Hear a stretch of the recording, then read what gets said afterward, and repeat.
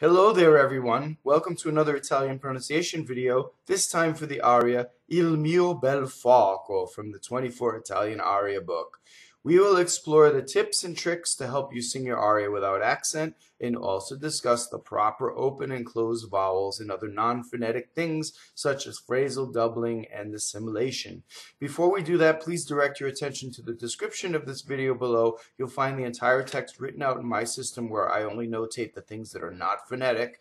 And also, there will be links to my various websites. Please give them a visit. My Facebook fan page, give me a visit, a like if you have a moment.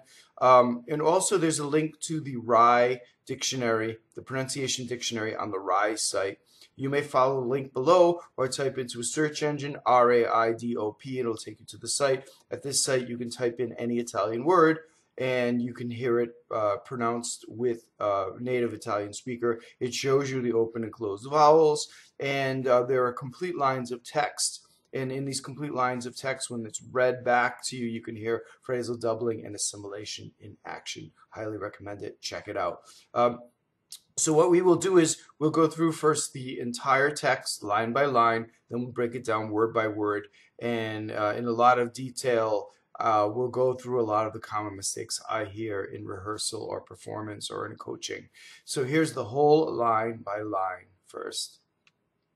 Il mio bel foco, o lontano vicino, ch'esser pɔss'io, senza cangiar mai tɛmpre, per voi care pupille, Arderà sempre, quella fiamma che m'accende, piace tanto all'alma mia, che giammai si estinguerà, e se il fato a voi mi rende, Vaghi rai del mio bel sole, Altra luce ella non vuole, né voler giammai potrà.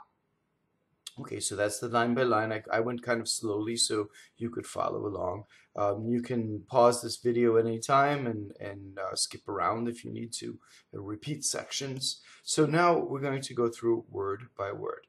Okay, so IL, easy enough. I is always E, right? Il, mio. So pronouns, possessive pronouns tend to have the first vowel with the stress. A lot of times it's written as a one note or one syllable, and you actually have to have a grace note for the second, right? So mio, mio. Next thing, bel.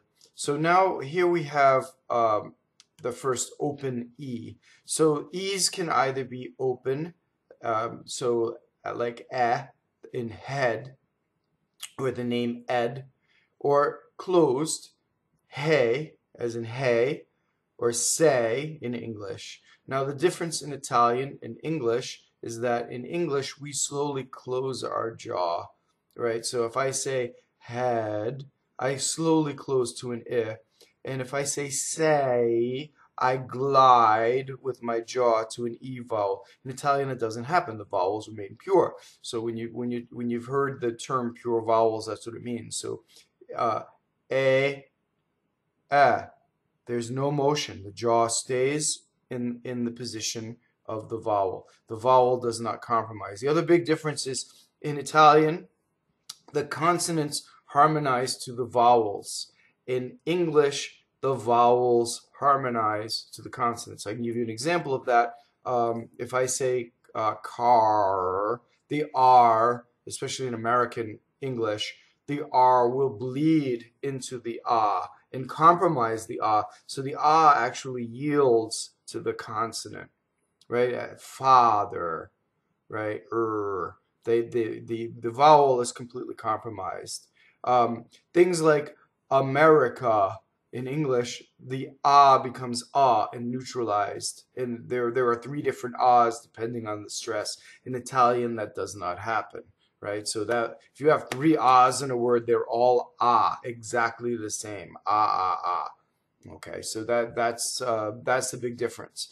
So in this word, bel, right? It's short for bello, right? Bel. The E is open, and now we make open E with the rounded edges E, and that's the IPA symbol. So if you look through the text as I've written it out, I've only notated the open vowels because they're not phonetic. The IPA symbol is actually the same as the printed E for closed E. So if we find a word like care, A at the end is closed E, and it's just the printed E. It's exactly the same as IPA. Next word, fɔco, is fire. It's an open O and a closed O at the end. So notice the difference. Open O is like aw, A-W, as if I said I saw in English. Of course, without the glide, right? Because in English, we say saw, and we move our jaw, right? And then O is like oats, right? Or hoax, without the glide again. And note that the closed O in English, we slowly change to an I. In Italian, it doesn't happen that way. So the first O is aw, the second O is O. Aw, O, fɔco. Okay, so the other thing we have is single consonants. And we'll go over single consonants and double consonants as we go through this. But this one is fɔco. Now, if I said fɔco, that would be wrong. That would be two K's. That would be a double C, right? So fɔco. So that's a common mistake to make that double C. For now, just think about it as it flows. Oh, fɔco. So if I took the consonants away and I elongated the vowel, I can get rid of that unwanted double consonant. So now the next word, O, is either closed or open, but it's what is known as a strong monosyllable. And you heard me talk about phrasal doubling in the introduction, and this is our first phrasal doubling. So what happens is when we have a strong monosyllable, the O in this case, it causes the next word, if it starts with a consonant, to have a double consonant, right? So I would say o lontano. You see, I wouldn't say o lontano. I would say o lontano. So slightly doubling the L. So how do I double the L? So here's double L. If I hold the tip of my tongue on the roof of my mouth and I let my vocal cords phonate, that makes a double L. Okay, so o lontano. I'm exaggerating it, but you see there my L was stuck and the vocal cords were going. O lontano. Single L, I don't let the tip of the tongue stay while my vocal cords vibrate. O lontano. See? O lontano. O lontano. See, I let the L trip me up for a second. That makes a double L. Does that make sense? Now notice that this word has two different ends. Now they're printed exactly the same. How are they different? Right? The first N touches the T. So that N doubles. Now, we talked about L doubling. N doubles exactly the way L doubles, by holding it in phonation. So listen closely. Like if I say lontano, notice that the second N is a single N. Why? It's surrounded by vowels, right? So again, if I say the word lontano, now I'm saying it very slow and exaggeratedly, right? But notice that I don't say lontano. See, notice the second N now is doubled, and that's a mistake. So that's a very common mistake done, especially by English speakers. So you have to do double N, lontano, single N. Does that make sense? I'll do it wrong now. I'll do two double N's. Lontano. See? On the second N. It doesn't matter. If I hold that N phonation for just a millisecond, it'll be double N. It doesn't matter how softly I do it. How do we get rid of that double N then? Well, if you go back to the vowels, say we just did the second part of the word starting with the ah. Ow. Right? Ow. Now that feeling of the vowels, when I get there, is exactly the same. Lontano. See, the ow is very, very, very long. The N does not interrupt it. Okay, so that's an N and an L. There's your double and single consonant. So let's go on. So now we have vvicino. So we have another single N, right? And notice that this O meaning or is also a strong monosyllable. Vvicino. So the V doubles slightly. Be very careful with double V. It's very, very slight. Lontano vicino. You see? It's very, you hardly can hear it. Now, I could say vicino wrong with the double N. That's the most common mistake I hear in this word, double N where it doesn't belong. That N is surrounded by vowels, so you want it to be single. Okay. Now the word to be, essere. So notice that there are conjugation. There's are conjugation, there's an ere conjugation, and there's an ire, where all the infinitives. The ere conjugation is all closed E's, but the first syllable is open. Essere, essere. And you see how that propels you forward. Essere, essere. Okay, does that make sense? So the first one is open E, the next one is closed E. So let's go over the roll for R. When does R roll and when does it not roll? Well, any R that touches a consonant rolls. So in this case, the final R touches the P. Now the real word is essere with a flipped R because that R is surrounded by vowels. So any R that's surrounded by vowels is flipped. Now in this case, we've cut off the final E, and this R is left to touch a consonant. It's going to roll. So if I say esser pɔss'io, the R does that. It rolls. Okay, next. Posso is open, right? And then because the apostrophe is there to show that we've truncated something. So it's pɔss'io. So the word for io is an I that is the strong stress of the word. It's usually written as one note or one syllable, but you have to make a grace note for the O. But the io, is the strong part of it. Io. So pɔss'io. Okay, going on. Sɛnza. So the Z is like TZ, or like the Z in Mozart or pizza. Sɛnza. Notice the N doubling into the TZ, touching a consonant. The E is open. We also have a tendency to say Sɛnza in English. Again, it's the America thing. In Italian, it would be America. So the you keep the even at the ends of words. Next word, cangiar. So in this case, the I is what's known as a semivowel. It's there to make the instead of cangiar, right? It's cangiar to make the G instead of G. So the I makes the G soft. A is a hard vowel. You need an I to soften it. So GA is ga, GIA is ja. Notice that the I is silent, right? So cangiar. Notice I rolled the R at the end because I'm coming up to an M, another consonant. So that R is going to roll. Cangiar. Notice also the N phonating. Mai, right? This does not rhyme with my in English. My. Ma, it's a-e. Ma. So start off going for a ma, and then there's a semivowel E at the end. Mai. And it always makes your voice better for singing. Next, tɛmpre.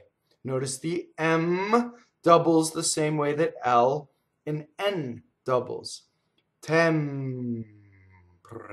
So the M's are made with your lips coming together. While your lips are together, you hold that while you phonate. Pre. Notice that the R can be touched by a consonant on either side. It will roll in Italian. So now, let's talk about, are there rules for open and closed E's and O's? Well, sort of, and in some things you have to memorize and other things have formulas. So what is always constant? Well, anything that is on the non-stressed part of the word is closed in Italian. So it's A or O. So you never have to worry about a vowel that is not on a stress. There's only one stress per Italian word. So in the word tɛmpre, the stress is on the first E, which is open, right? The unstressed one is closed. So you look through this entire text, you won't find one unstressed vowel that is open. They're all closed. Now, how you sing it is your business, right? You don't want to close your voice off to sing a closed vowel, but you want the audience to be able to understand that that vowel is A or O as opposed to A or A. So tɛmpre, right? See, so A.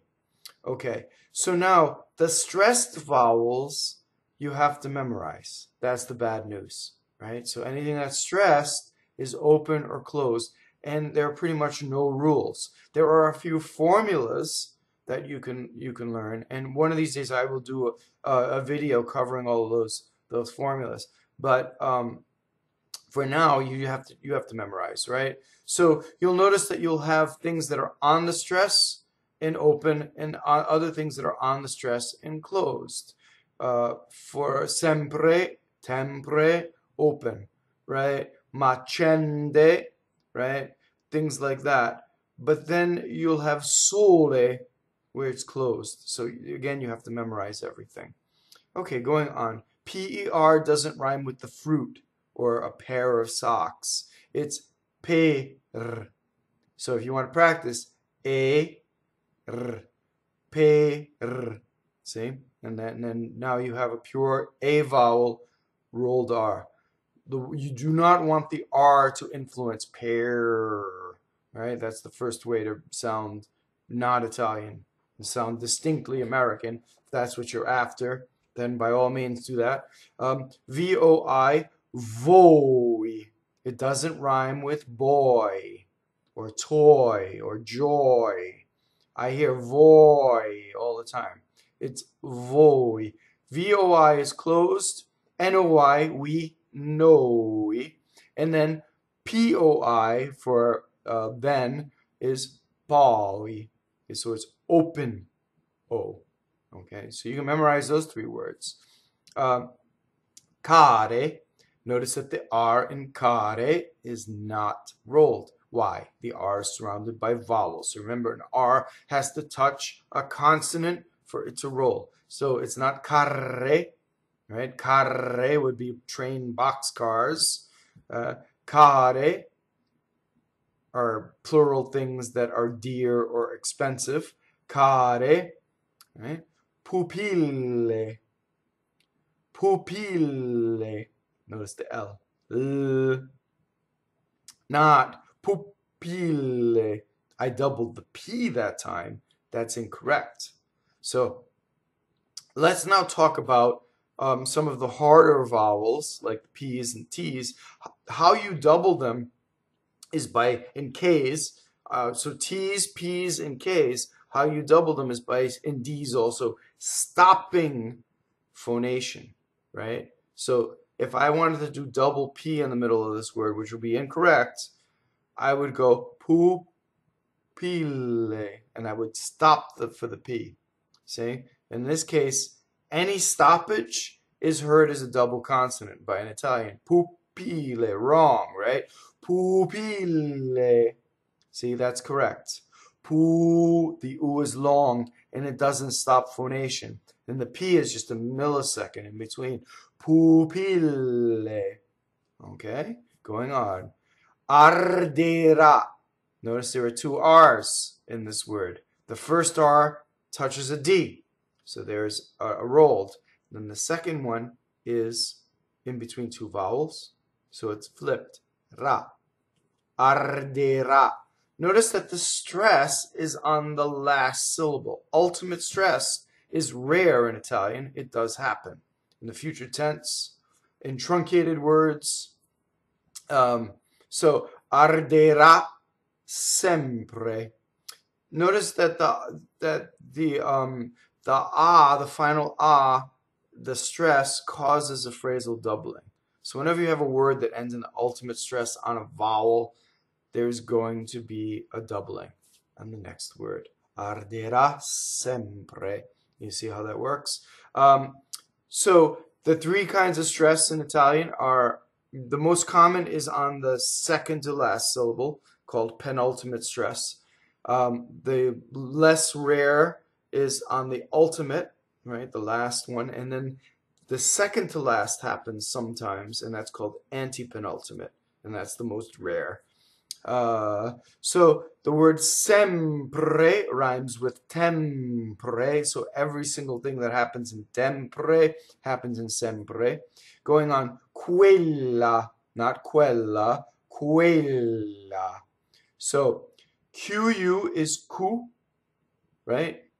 This E is a stressed E that is closed, quella. So all of these words like quella, questa, questo, quei, those are all closed E's. Let's talk about the QU. The QU, you'll see it written in IPA as KW. That's dangerous if you're an English speaker, because that means to us, quel, way down here, and also quella. So how do we say K in English? We have an air through it like that, right? Quella, wrong, right? Everything was wrong about that. Number one, the L was too low, the E was too open, and the K had air through it, and then the W was too low, because we say, well, here. In Italian, would say, well. What happens? What's the difference? It starts from the U position. So if you were to go, U, quella, see, it's up there, quella.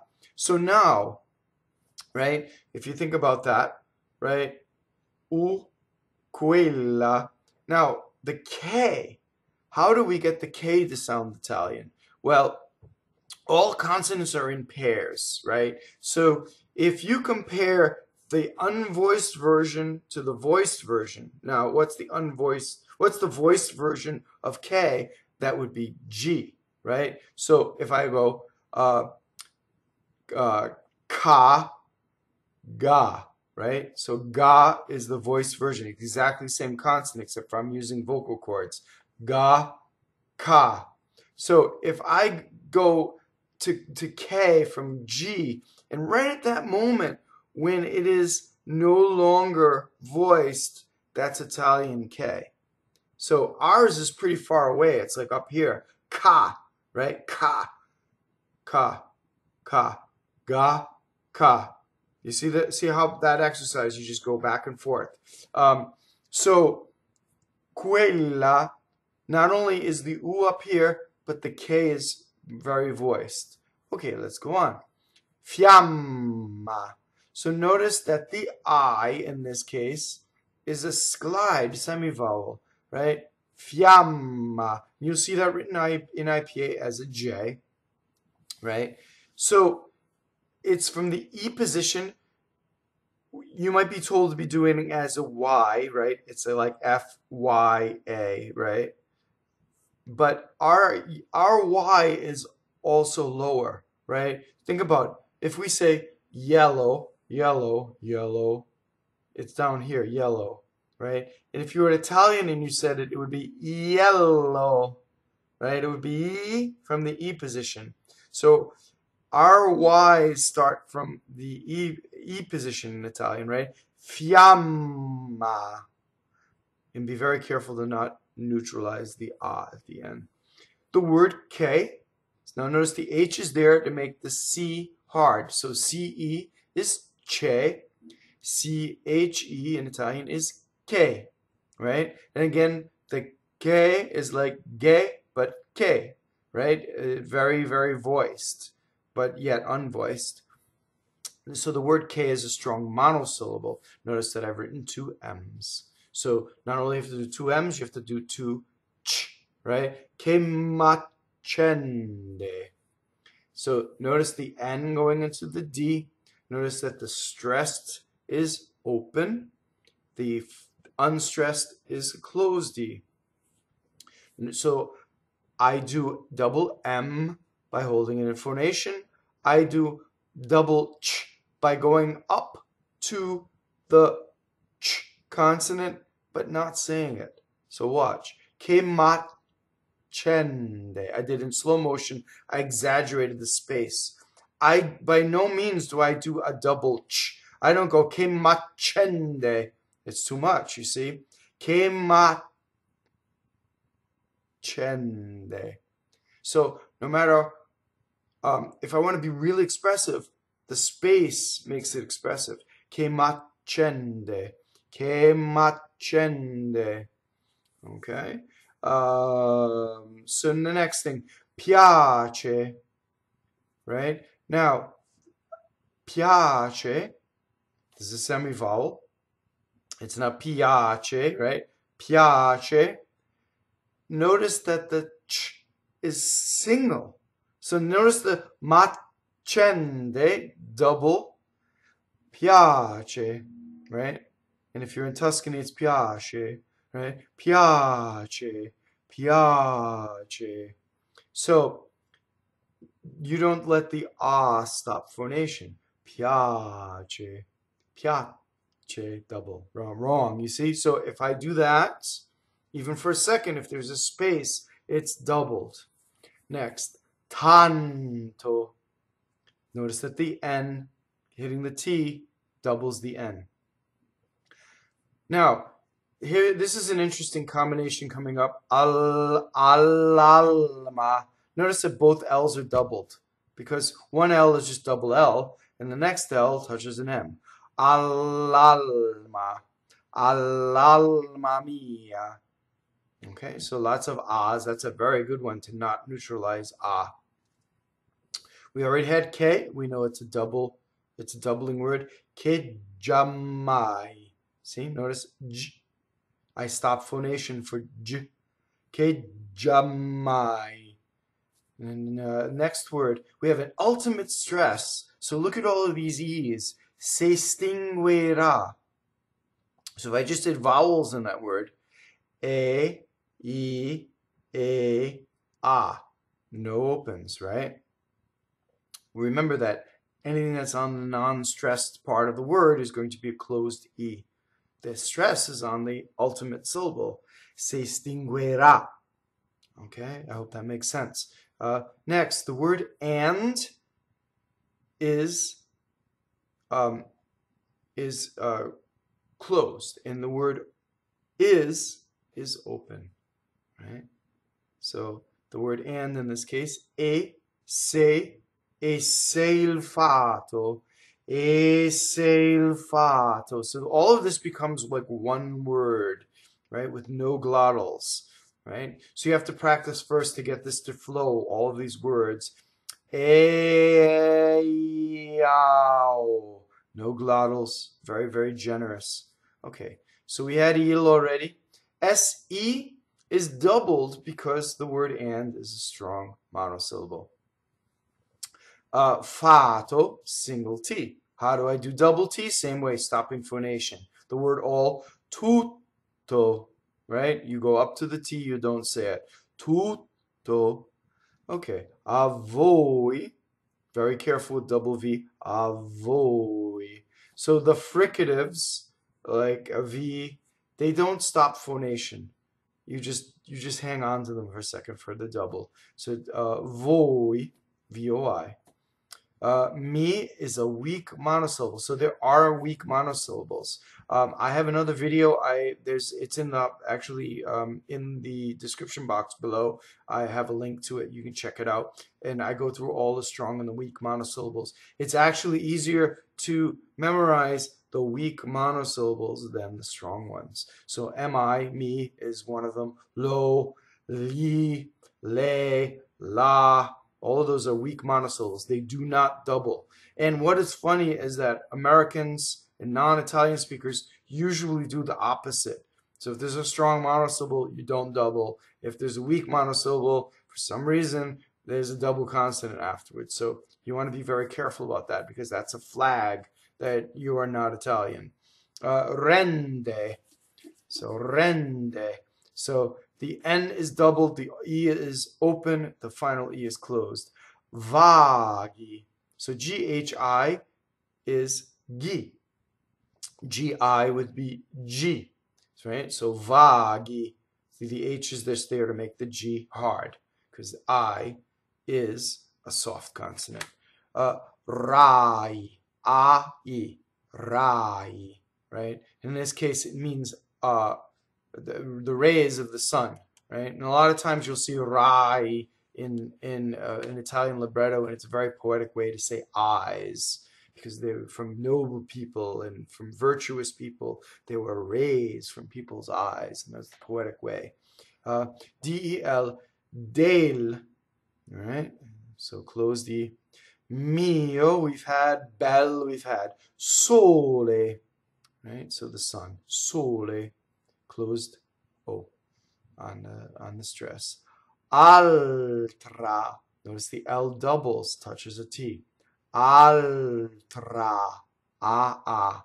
You can do a purity test. Just do the vowels. Ah. Now compare when you say the word. Do you say Altra or do you say Altra and drop the ah? Right? Be very careful. Listen to your recordings when you're singing. Here, listen when you're singing to see if you drop those final R's, ahs. Luce, luce, light, luce, right? Single ch. Ella, ella. So double L, close the. The non, non, is closed. The word for no, no, no, is open.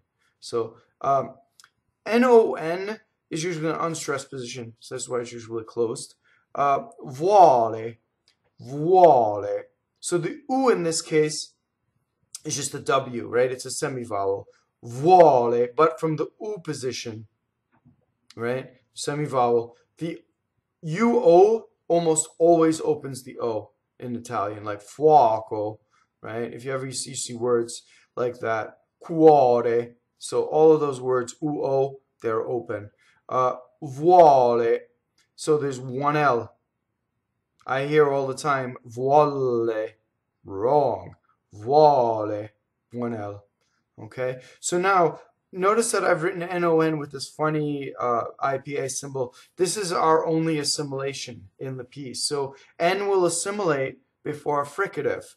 So what happens exactly if I say these two words together? Watch my bottom lip as I say this. Non vuole. What happened exactly?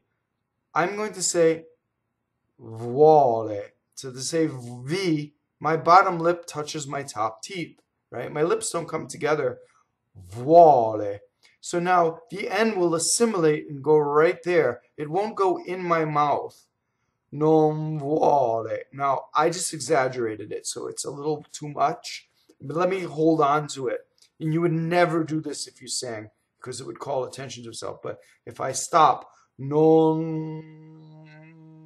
If you took a picture of me for just a millisecond, my lip is actually there, and that's where the N is. I'll do it again. Non vuole. Okay. So now, when you say it in real time, non vuole. See, you can't even see it, right? You don't want to phonate on that for a second when you sing. Now, there are other ways. You'll hear this, right? You'll hear people try to put the N in their mouth. So why is that not the preferred way to sing this? Because if I have the N in my mouth, it's now going to be with the tip of my tongue, right? So I say N-O-N, non. Now I have to say vuole, right? So what happens? I go non vuole. Notice the motion. I had to go up, I had to go down, I had to go back up again. So what else happens? When I release the tongue to bring it back out, I have to keep a vowel going for legato, so then there's a shadow vowel. So if I'm singing non vuole, right, that's what happens. The other way, non vuole, is way more efficient. It happens in speech all the time. So next time you're in Italy, next time you're around Italian, just watch them out. You'll see what I'm talking about. Or watch Italian singers. You'll see that bottom lip assimilation. Very, very natural. Goes by so fast, you don't hear it. Okay, so I hope that clears up that phenomenon of N before V. It's also before F, right? So the word for hell, inferno, right? The word for winter, inverno. You see? Inverno. Okay, enough of that. So NE with an accent is a strong monosyllable. So ne voler, volere, right? Volere, ne voler, and by no means ne voler, double L, never. We've already had giammai and potrà, potrà, right? The final accent. Okay, let's go through the whole thing line by line one more time, and then we will wrap this video up. So here we go. Il mio bel foco, o lontano vicino, ch'esser pɔss'io, senza cangiar mai tɛmpre, per voi care pupille, Arderà sempre. Quella fiamma che m'accende, piace tanto all'alma mia, che giammai si estinguerà, e se il fato a voi mi rende, Vaghi rai del mio bel sole, altra luce ella non vuole, né voler giammai potrà. Thank you very much for watching. Please like the video. Please subscribe. Always comment. And please keep, I really enjoy getting your requests.